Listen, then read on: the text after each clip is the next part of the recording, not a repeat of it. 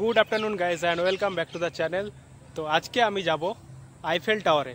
Eiffel tower means Kolkata Eiffel tower, মানে একটা কলকাতায় আইফেল টাওয়ারের রেপ্লিকা বানানো রয়েছে, যেটা একদম ইকো পার্কের সামনে। আমার ব্যাকগ্রাউন্ডে দেখতে পাচ্ছেন ইকো পার্কের আমি ঠিক পাশেই রয়েছি। তো এখানেই রয়েছে আইফেল টাওয়ার, ওই যে জাস্ট আইফেল টাওয়ারের একটুখানি ঝলক দেখা যাচ্ছে। তো চলুন আজকে ওখানে যাব, আর কিভাবে এলাম না এলাম টোটাল ডিটেলস আজকের এই ভিডিওর মাধ্যমে আপনাদেরকে আমি দেব। তো চলুন ভিডিওটা শুরু করা যাক। ইকো পার্কের আইফেল টাওয়ারে আসতে হলে আপনাদেরকে নামতে হবে ইকো পার্ক 1 নম্বর গেটে। ওখান থেকে সোজা আসার পর কিছুটা এসে এরকম একটা রাস্তা দেখতে পাবেন, আর এরকম রাস্তার ঠিক পাশেই রয়েছে টিকিট কাউন্টার, আর এর ঠিক পাশেই রয়েছে আইফেল টাওয়ার। টিকিট কেটে নিয়েছি 30 টাকা দিয়ে। এই হচ্ছে টিকিট, যেটা ইকো পার্কেও আমি এন্ট্রি করতে পারবো। তো সেম টিকিটেই কিন্তু আইফেল টাওয়ারে ওঠা যাবে। ইকো পার্ক দেখতে পাবেন, আর এর ঠিক অপোজিটেই আইফেল টাওয়ারটা রয়েছে। তো চলুন আমরা এর ওপরে উঠবো। এতদিন তো আমরা নিচ থেকে দেখেছি, বাট আজকে আমি এর ওপরে উঠে আপনাদেরকে দেখাবো ওপর থেকে কেমন লাগে চারিদিকটা। তো এরকম একটা গেট করা রয়েছে এখানে। আইফেল টাওয়ারের রেপ্লিকা দেখুন, জাস্ট একদম সেম টু সেম, কিন্তু প্যারিসের যে আইফেল টাওয়ার রয়েছে তার মতোই দেখতে লাগছে। তবে প্যারিসের আইফেল টাওয়ারটা অনেকটা বড়, আর এটা ছোট, আর এরও কিন্তু ওপরে ওঠা যায়। আজকে আমি এর ওপরেই উঠে আপনাদেরকে দেখাবো আর চারিদিকটা কেমন লাগে। তো চলুন যাওয়া যাক। তো এখানে লাইন দিতে হবে, ওপরে সবাইকে একসাথে যেতে দেয় না, কিছু কিছু ব্যক্তিকে ধীরে ধীরে নিয়ে যায়। তো রেপ্লিকাটা দেখুন কতটা উঁচু। তো এখান দিয়ে একটা লিফটের ব্যবস্থা রয়েছে, যেটা আমাদেরকে ওপরে নিয়ে যাবে। তো বেশিক্ষণ দাঁড়াতে হলো না, মাত্র 2 থেকে 3 মিনিট দাঁড়ানোর পরেই আমাদের লিফট এসে গেছে। তো এবার আমরা লিফটে করে ওপরে উঠবো, আর উপরে উঠে আপনাদেরকে ওপরের ভিউটা দেখাবো।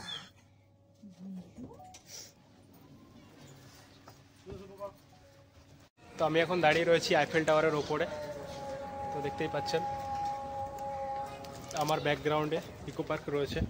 তো এই আইফেল টাওয়ারের ওপর থেকে ইকো পার্কটাকে কিছুটা এরকমভাবে দেখা যায়। তো প্যারিসের আইফেল টাওয়ারের সাথে যদি তুলনা করা হয়, সেটা খুবই বড় ব্যাপার হয়ে যাবে, কারণ প্যারিসের আইফেল টাওয়ার থেকে কিন্তু পুরো প্যারিস শহরটাকে দেখা যায়, আর এই ইকো পার্কের আইফেল টাওয়ার থেকে শুধু ইকো পার্কের কিছুটা অংশই দেখা যায়। তাই তুলনা না করাই ভালো। আর এর আরেকটা সাইড থেকে দেখতে কিছুটা এরকম লাগছে, আইফেল টাওয়ারের নিচে একটা বড় গ্রাউন্ড মতো রয়েছে, যেখানে আপনারা চাইলে বসে আড্ডাও দিতে পারেন। আর এই সাইডে একটা রেস্টুরেন্টও করা রয়েছে, যেটা আমি আপনাদেরকে নিচে নেমে দেখাবো।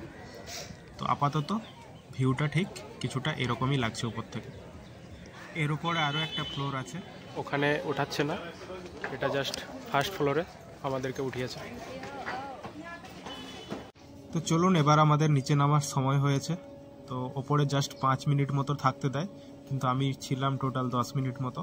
তো চলুন নিচে নেমে বাকিটা আপনাদেরকে শেয়ার করছি।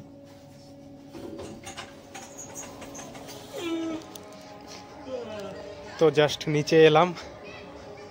তো প্যারিসে যেতে পারবো কিনা তার তো কোনো ঠিক নেই, তবে মাত্র 30 টাকা খরচ করে ইকো পার্কের মধ্যে আইফেল টাওয়ার দেখলাম, প্লাস এর উপরে উঠলাম, যাতে একটা ট্রেনের টিকিটও হয় না। যাই হোক, রাজুদা ডায়লগ দিয়ে দিলাম।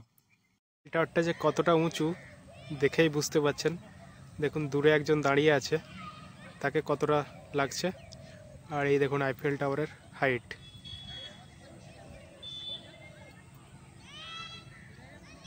তো এবার আমরা নিচ থেকে আইফেল টাওয়ারের চারিপাশটা দেখব, যেখানে খুব সুন্দরভাবে একটি রাস্তা বানানো রয়েছে, যেখানে আপনারা হাঁটাচলা করতে পারেন। আপনাদের যে সঙ্গী রয়েছে তাদের সঙ্গে এসে এখানে টাইম স্পেন্ড করতে পারেন। যেমন এদিকে অনেকে এরকম বসে রয়েছে, দেখতেই পাচ্ছেন।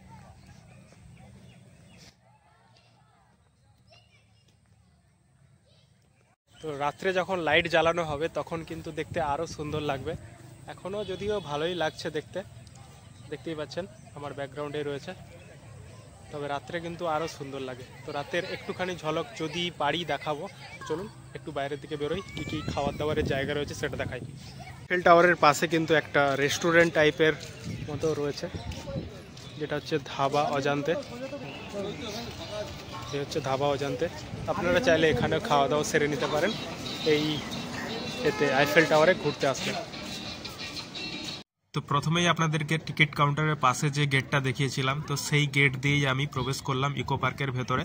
তো আমার কাছে যে 30 টাকার টিকিটটা ছিল, যেটাতে আমি আইফেল টাওয়ারের ওপরে উঠেছিলাম, তো সেই সেম টিকিটেই কিন্তু আমি ইকো পার্কের ভেতরে প্রবেশ করতে পারছি। এর জন্য আলাদা করে কোনো টিকিট কাটতে হচ্ছে না। তো এখন কত তাড়াতাড়ি সন্ধে হয়ে যায়, মাত্র এখন 5:30 বাজে।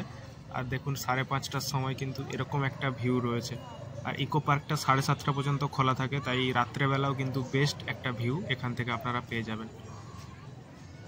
তো আজকের মতো ভিডিওটা এখানেই শেষ করছি। যারা চ্যানেলে ফার্স্ট টাইম রয়েছেন অবশ্যই চ্যানেলটিকে সাবস্ক্রাইব করে দেবেন, আর পাশে থাকা বেল আইকনটিকেও প্রেস করে দেবেন, যাতে নেক্সট ভিডিও আপনি সবার প্রথম দেখতে পারেন।